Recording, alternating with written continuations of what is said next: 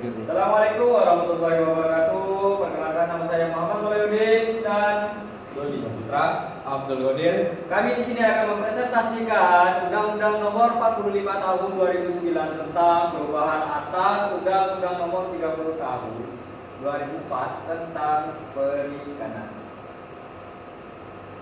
Undang-Undang Nomor 45 2009 merupakan tonggak penting dalam upaya pembaharuan pengelolaan sektor perikanan di Indonesia, menggantikan dan menyempurnakan undang-undang sebelumnya. Regulasi ini dirancang untuk menjawab berbagai tantangan dan dinamika yang berkembang demi berkelanjutan sumber daya laut dan kesejahteraan masyarakat pesisir.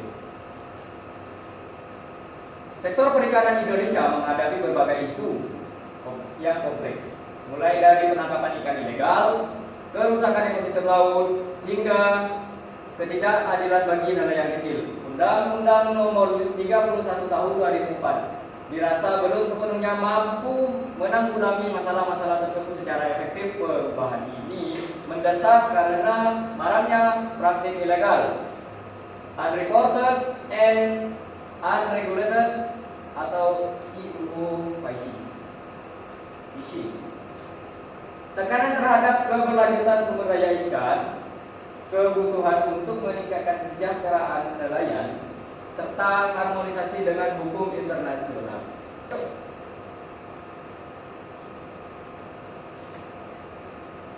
Tujuan dan sasaran utama perubahan Undang-Undang Nomor 30 Tahun 2004 ini ialah pengelolaan berkelanjutan, menjamin berkelanjutan sumber daya ikan dan ekosistem laut untuk generasi mendatang, serta meningkatkan pendapatan dan kualitas hidup nelayan, pembudidaya ikan, dan pelaku usaha perikanan lainnya.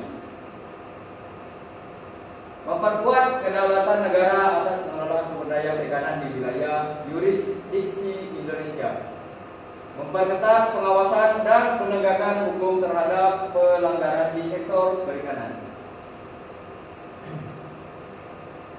Selanjutnya itu ada pokok-pokok perubahan kunci dalam Undang-Undang Nomor 45 Tahun 2009. Definisi dan ruang lingkup. Perluas definisi perikanan dan penambahan jenis usaha perikanan yang diatur. Perlindungan nelayan tradisional, penerapan lebih kuat pada perlindungan hak-hak nelayan kecil dan masyarakat hukum adat. Sanksi dan pidana lebih berat, meningkatkan sanksi pidana bagi pelaku UU fishing dan kesejahteraan perikanan lainnya. Itu penguatan sistem pengelolaan sumber daya ikan berbasis zona dan kuota. Peran dan serta masyarakat, mendorong partisipasi aktif masyarakat dalam pengelolaan dan pengawasan dan pengelolaan perikanan. Di sini dampak perubahan terhadap pengelolaan sumber daya ikan. Perubahan undang-undang ini membawa dampak signifikan terhadap cara pengelolaan sumber daya ikan di Indonesia. Fokus beralih dari eksploitasi menuju konservasi dan pemanfaatan berkelanjutan.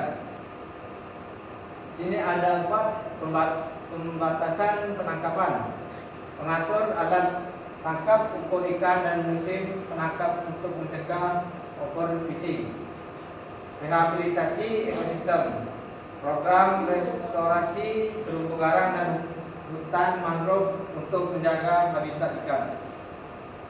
Data analisis, pentingnya data ilmiah sebagai dasar kebijakan pengelolaan perikanan, dan zona perlindungan penetapan kawasan konservasi perairan KKP untuk menjaga keanekaragaman hayati laut.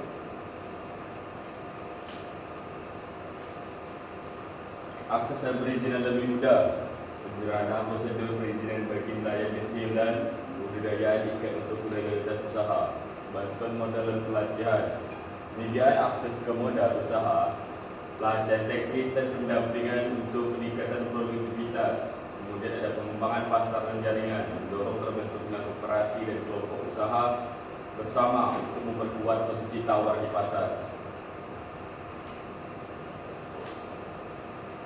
Kemudian Undang-Undang Nomor 45 Tahun 2009 memperkenalkan penegakan hukum yang lebih tegas dengan sanksi yang diperberat untuk memberikan efek jerah. Peningkatan sanksi pidana yaitu denda yang lebih besar dan ancaman hukuman penjara yang lebih lama bagi pelanggar. Kemudian ada pemberantasan di UU Phishing, penguatan peran aparat penegak hukum seperti Polair, TNI AL dan PSDKP dalam operasi penangkapan. Kemudian ada penyitaan aset, yaitu kemungkinan penyitaan kapal hasil tangkapan ikan ilegal. Dan yang terakhir ada kerjasama internasional, yaitu kolaborasi dengan negara lain dalam penanganan kejahatan perikanan lintas batas.